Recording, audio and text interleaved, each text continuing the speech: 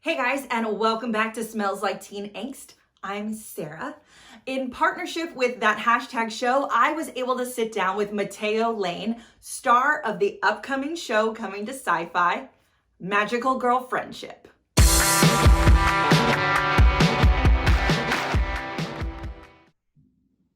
Hello. We're doing all it. happening. Hey guys, I am here with Matteo Lane, and we are going to talk about the new show coming to SyFy, Magical Girl Friendship. Yes, where you play a really fun character named Corvin. I'm Corvin, which a villain. I get to play a villain, which is always fun. I love that.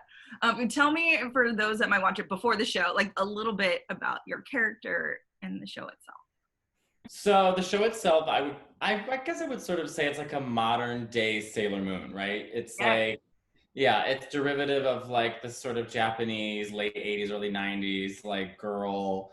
You've seen Sailor Moon before, right? Of course. Okay. And I'm a huge Sailor Moon fan, and it was such a good show. I used to wake up at like 4 a.m. because in Chicago, they would only play it on WGN at like 4 o'clock in the morning. So before school, I would wake up and watch it on this tiny TV. It was such a good show. Anyway, so they released the VHSs. I had all of those too. oh yeah, and they were pink boxes. I think it was so good. Now I have it on Hulu, so you can just watch them over and over. Anyway, so this show is probably like an updated version of that, but funnier and more just in tune with what sort of is happening today, I guess. Yeah, and then I play Corbin, so I'm like the evil. That's the perfect character. I'm an evil villain.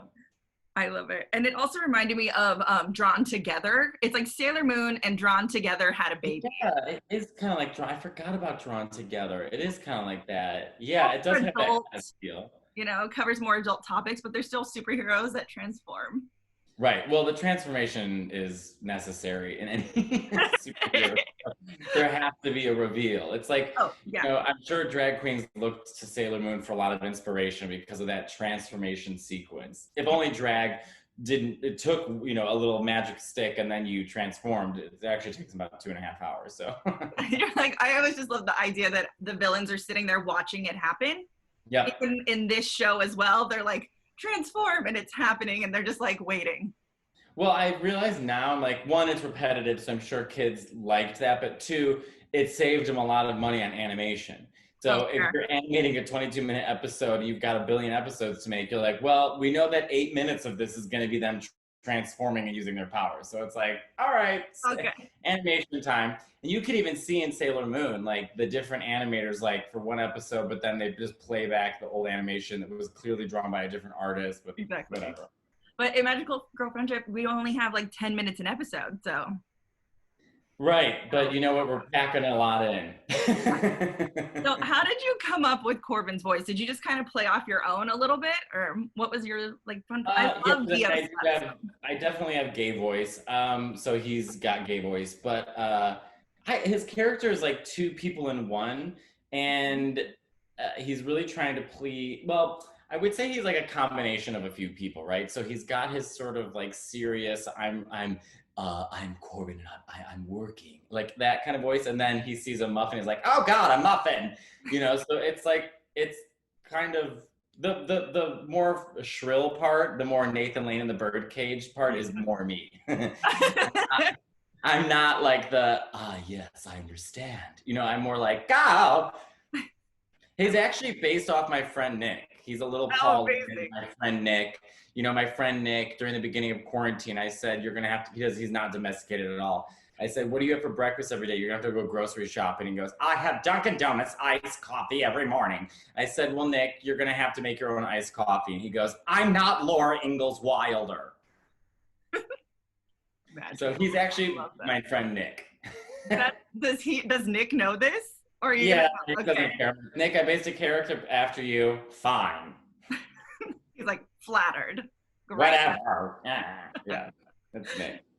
So your character steals energy from people with aggro like articles. If you were to write an aggro article today that would suck the life out of everyone, what would it be? How do I make this not political? I don't know. I guess there's no. I maybe think of something funny. Like I would probably anything involving pasta. I just want all the best pasta. That's all I've been thinking about during quarantine. Is just Carbs, right? Like, because you were all at home.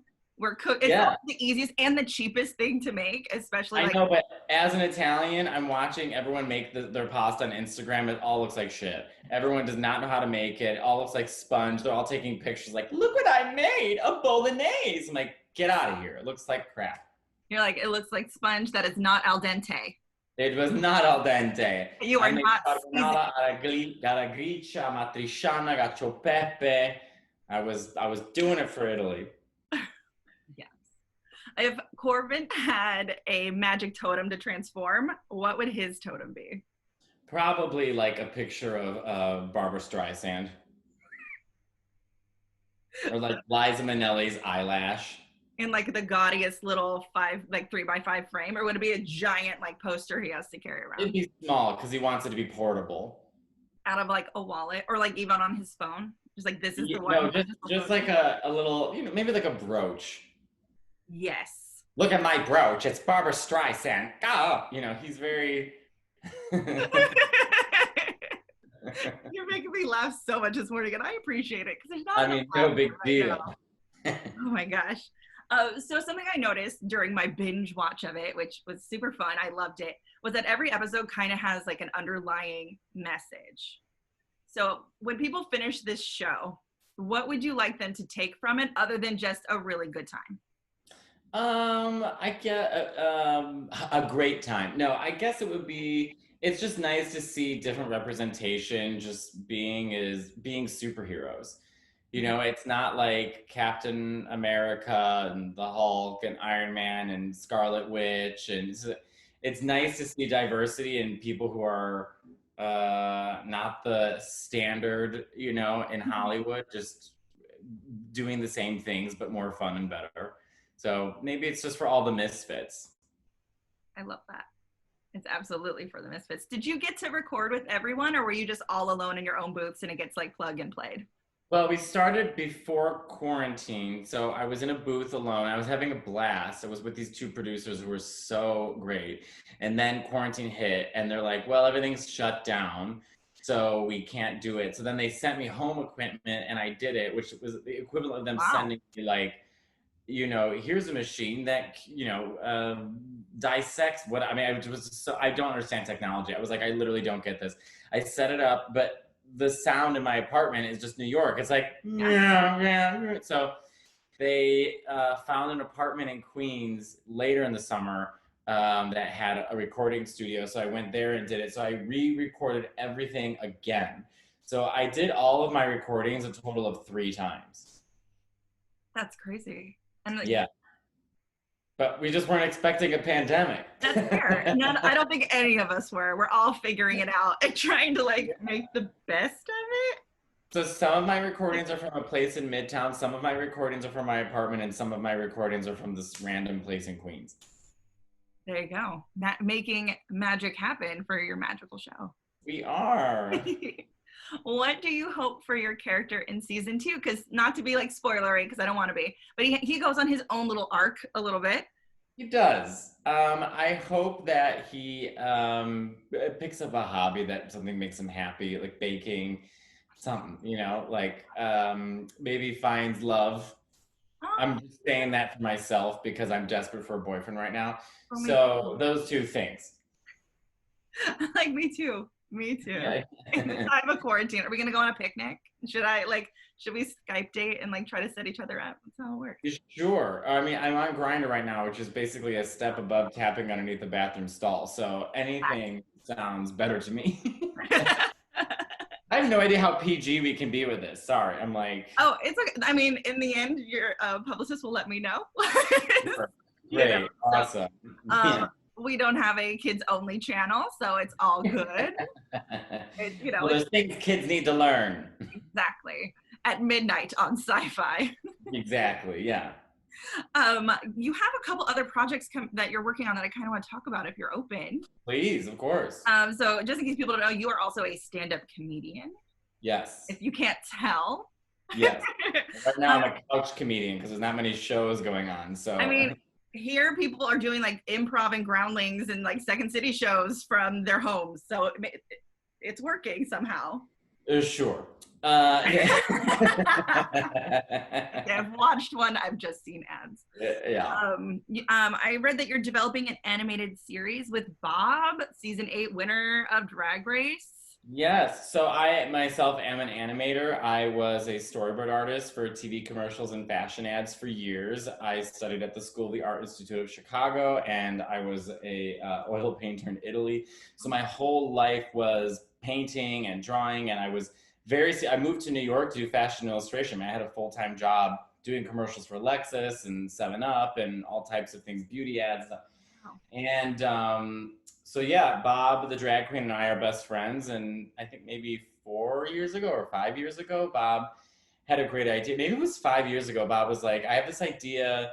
Let's meet at a diner and just talk about it. So we met at a diner at like 2 a.m. when you could. Yeah. And we just drew up this character called Kick-Ass Drag Queen. And we're working on that project right now. That's incredible. My roommate worked on We Are Here. So work. Yeah, she worked posts on that. So like we're huge fans of Bob's in this house. Oh yeah, Bob's the best. I'm gonna be playing Fortnite with him in about 35 minutes. Well, tell him we all say hi. I will. And you also do a podcast. I do a podcast with a really funny comedian. Her name is Emma Willman, and we've been doing it now for 4 years. It's called Inside the Closet. And it's basically just us two weekly catching up with each other, just chatting, talking about sex, dating. We have guests on. We've had Bob, we've had Monet Exchange, we've had Ms. Cracker, just sort of chatting it up. And we wanted it to feel, everything feels so produced these days. Everything even like New York Times podcast, everything has to be like segmented, and it just feels like a repetition of each other. So we really wanted this to just feel like we are sitting down as friends and conversing. And we're both comedians, so we never shut up. So we never have any issues like figuring out what we're going to talk about. We just catch up each week and we keep it going. I love it. That's amazing. So my final thing for you this morning or this afternoon for you is how in 30 seconds or less, tell everyone why they should watch Magical Girl Friendship. You should watch it because it's just, well, if you like superheroes, how about this? If you like to laugh and you like a really fun time and need an escape right now from everything that is just so horrible on the news, you need to watch this show. And then also watch me, because if you watch it, we get a season 2, then I can continue paying for rent. I'm here for this. Awesome. Well, thank you. We can catch the show on SyFy this Saturday at midnight-ish. And I'm excited for you because I absolutely loved it. And I hope it does really well and you get a season 2 because I'm here for it. Yay. Thank you. Thank you, Matteo. So nice to chat with you. Hi, so nice to chat with you too. Bye. Thank you guys so much for watching. Again, I'm Sarah, and you can catch Magical Girl Friendship on SyFy on September 26th at midnight-ish. And also keep an eye out for our review of the show. It is magical. If you're not already, make sure you are subscribed to our channel, thumbs up this video, and ring that bell so you get all the notifications and don't miss any more angsty videos. Bye.